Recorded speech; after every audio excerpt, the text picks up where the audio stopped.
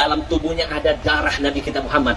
Dalam kitab As-Sawa'iq, saya mau meneteskan air mata, ada sebuah hadis Nabi pernah bersabda, siapa yang berbuat baik kepada anak cucuku, lalu anak cucuku belum mampu membalas kebaikannya di dunia, maka izinkan aku, kakeknya, akan menanti dia di hari kiamat. Aku yang akan membalas kebaikannya. Takbir.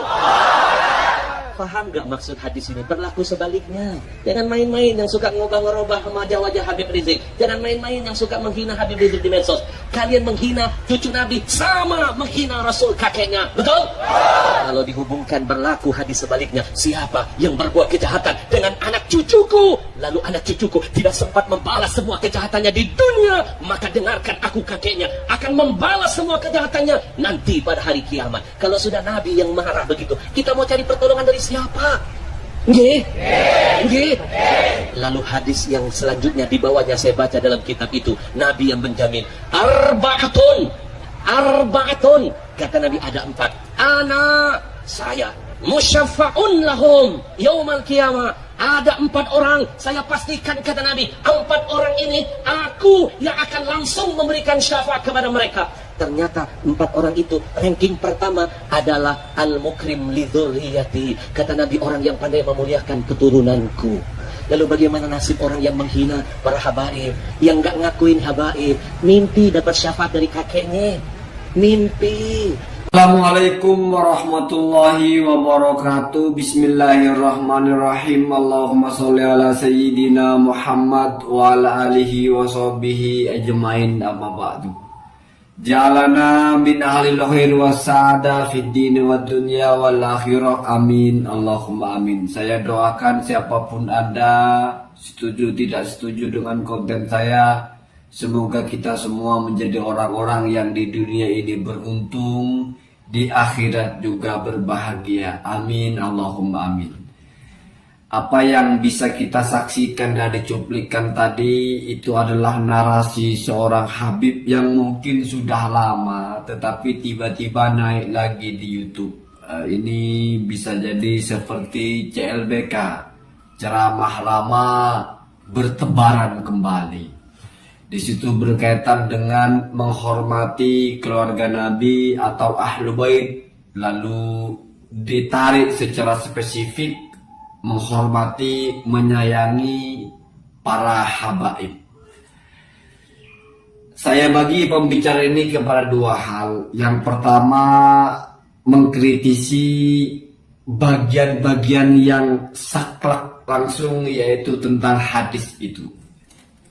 Orang ini membawakan hadis yang ada dalam kitab As-Sawa'iq Al-Muhriqah karya Ibnu Hajar Al-Haythami. As-Sawa'iq Al-Muhriqah itu artinya petir yang membinasakan, yang menghanguskan.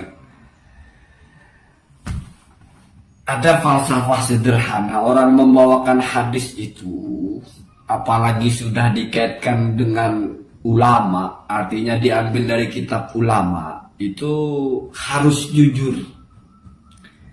Kalau ada keterangan-keterangan yang penting harus disampaikan, jangan di-skip, karena ini bicara tentang kredibilitas ulama yang meriwayatkan atau yang merilis hadis tersebut. Saya sudah kasih garis merah di situ. Yang pertama, hadis tentang barang siapa yang berbuat baik, manis tona'ah, ya. Istona'ah itu berbuat baik kepada keluarga Nabi, tetapi keluarga Nabi tersebut belum sempat membalasnya, fa'alayya bimukafaatihi, maka saya yang akan membalas. Itu 1 poin. Saya tidak mau bicara tentang hadis ini nilainya dulu, karena di situ tidak dibicarakan apa nilainya. Kemudian, kalau kata Habib ini berlaku juga sebaliknya. Kalau berbuat kejahatan kepada para Habib, bahkan kalau bahasa dia kepada keturunan Rasul, maka aku yang akan membalas nanti di hari kiamat. Itu dari mana? Kok Nabi pendendam itu dari mana? Apa kita diajarkan punya Nabi yang mendendam begitu? Ini kan akal-akalannya mafhum mukhalafah. Kalau ada orang berbuat baik kepada keluargaku, belum sempat balas, aku yang akan balas. Apa mesti kalau ada yang jahat kepada keluargaku, nanti aku yang balas juga? Ini memperformankan Nabi seperti pendendam. Padahal secara hadis di mana itu? Satu. Yang kedua, mungkin maksud dia adalah diharamkan surga kepada orang yang dolim kepada keluargaku. Sebagai kebalikannya. Cuma kan beda. Kalau sudah bicara diharamkan surga, itu kan Allah, bukan urusan Nabi Muhammad. Nabi Muhammad tidak bisa menghalalkan surga, mengharamkan surga. Maksudnya diharamkan itu tidak akan masuk surga. Itu hak Allah. Nggak ada orang yang berhak memasukkan orang ke surga, ke neraka. Itu pun ada tambahannya. Wazada Tha'labi fi riwayatin, dan ditambahkanlah oleh Imam As-Tha'labi dalam satu riwayat, yaitu Allah mengharamkan orang masuk surga kalau dia menyakiti dzurriyyah Nabi.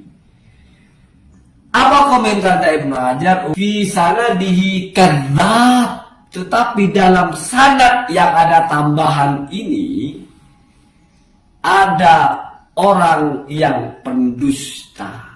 Berarti hadisnya kalau periwayatnya pendusta apa? Itu penting Pak untuk disampaikan kalau Anda bicara hadis. Jangan ingin mendoktrin lalu membabi buta. Ya, itu penting sekali ya. Ini masih bagian kita kritis keilmuannya. Yang kedua, ketika membawakan hadis 4 golongan, mana hadisnya dibaca ana musyaffa. Musyaffa itu beda dengan syafi. Hadisnya itu ana syafi'un. Arba'atun ana syafi'un atau ana syafi'un yaumal qiyamah. 4 orang yang aku memberikan syafaat. Perhatikan, kalau syafi memberikan syafaat itu secara bahasa saja, artinya aku akan memintakan syafaat kepada Allah. Karena syafaat itu artinya pertolongan. Nabi Muhammad sebagai syafi artinya wasilah Allah menolong seseorang lewat permohonan Nabi, itu namanya syafaat. Jadi dapat hak spesial, orang ini saya mintakan kepada Allah pertolongan. Ya berupa ampunan, berupa apa. Makanya orang itu dapat syafaat saya namanya. Saya menjadi wasilah orang itu dapat syafaat dari Allah, pertolongan. Itu syafi. Kalau musyaffa itu sudah pasti. Artinya saya sudah dipilih oleh Allah untuk menolong orang ini. Namanya musyaffa. Jadi man yaqbalullahu syafa'atahu. Jadi kalau syafi berarti saya menjanjikan akan memintakan pertolongan untuk Anda. Itu rumit Pak. Jadi satu bahasa syafi dengan musyaffa itu seolah-olah sama, tapi beda. Di hadisnya syafi, bukan musyaffa. Ya. Jadi bahasanya itu adalah kalau syafi, ya, saya janjikan akan saya mintakan tolong kepada Allah agar kamu dapat syafaat dari saya, atau agar saya menjadi wasilah kamu dapat pertolongan Allah. Kalau musyaffa, saya pasti akan menjadi penolong kamu, atau saya pasti akan dijadikan Allah sebagai penolong kamu. Artinya sudah ada syafaat itu sudah diterima. Ini kan belum terjadi. Kan jadi tidak sinkron. Itu dirilis di 4 atau 5 hadis, 5 kitab hadis, satu pun tidak ada yang menggunakan musyaffa. Tapi syafi' bacanya begitu. Terus baca di situ hadisun dhaif, hadisnya lemah. Akhlak kita bicara hadis ini menisbatkan kepada Rasulullah. Anda baca coba. Kalau hadis lemah, jangan kita gas qala Rasulullah. Kenapa? Karena masih dipersepsikan, dan persepsi yang lemah ini berasal dari Rasulullah. Itu namanya dhaif. sepertinya berasal dari Rasulullah, sepertinya. Itu namanya doif. Makanya ada batasan doif itu. Kalau bicara hukum halal haram tidak boleh dipakai. Kenapa? Karena tidak boleh kita menghukumi halal haram dengan hadis yang sepertinya. Atau ada indikasi ini dari Rasul, tapi lemah. Menurut persepsi yang lemah ini dari Rasul. Walaupun tidak bisa dipastikan ini bukan dari Rasul. Ada 1, 2, 3 unsur yang kok sepertinya dari Rasul. Lemah. Kila wakolah, katanya ini dari Rasul. Makanya kalau mau baca hadis Nabi itu, kalau lemah itu, sebutkan dalam hadis doif. Begitu ya, begitu. Kecuali kalau sahih. Kalau Rasul sahih gas. Biar kita itu mendengarkan sesuatu itu nggak langsung dipatok dengan harga terbaik, padahal barangnya nggak yang terbaik. Ini dari Rasulullah. Rasulullah bersabda. Tidak tahu kalau hadisnya hadis lemah. Begitu Pak, begitu. Terus yang terakhir, yang paling penting. Taruhlah itu sebuah hadis nggak ada masalah. Betapa istimewanya keturunan Rasulullah itu. Siapa yang menolong keturunan Rasulullah di dunia, orang itu tidak sempat membalas, aku yang akan balas. Ini akan membuat kita itu nggak ada masalah. Kita punya uang 1 miliar, kita kasih ke mereka semua. Mereka butuh apa, kita kasih. Karena yang 4 itu, yang Allah, yang Rasul itu syafi'un lahum, menjanjikan. Itu yang pertama adalah yang al-mukrim lidzurriyatihi, menghormati.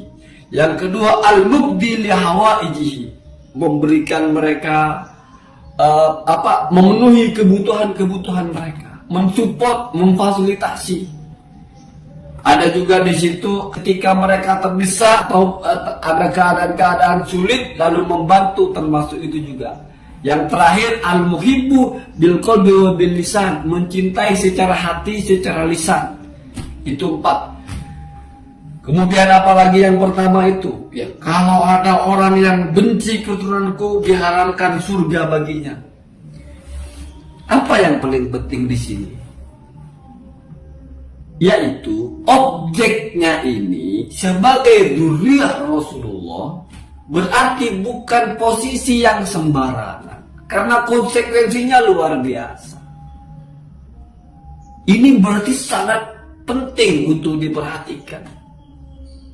Maka sangat wajar kalau ada orang yang bertanya-tanya, ini beneran nggak dzurriyyah Rasul? Kenapa? Karena posisi Anda sebagai dzurriyyah Rasul itu nanti konsekuensinya luar biasa. Artinya kalau ditelaah secara mendalam, poinnya itu adalah status sebagai dzurriyyah Nabi itu penting sekali. Sehingga ketika ada orang yang mau memverifikasi itu, ya jangan dianggap sesuatu yang di luar kebiasaan atau melanggar kaidah. Enggak. Karena saking pentingnya, sama dengan emas itu mahal, maka ada nilainya, kadarnya, karatnya berapa, ini yang berapa. Ada alat ukurnya, ada alat tesnya untuk memastikan ini emas murni atau bukan. Beda dengan seng, beda dengan besi, beda dengan kawat. Nggak ada alat tesnya, ini kawat asli apa enggak. Murah.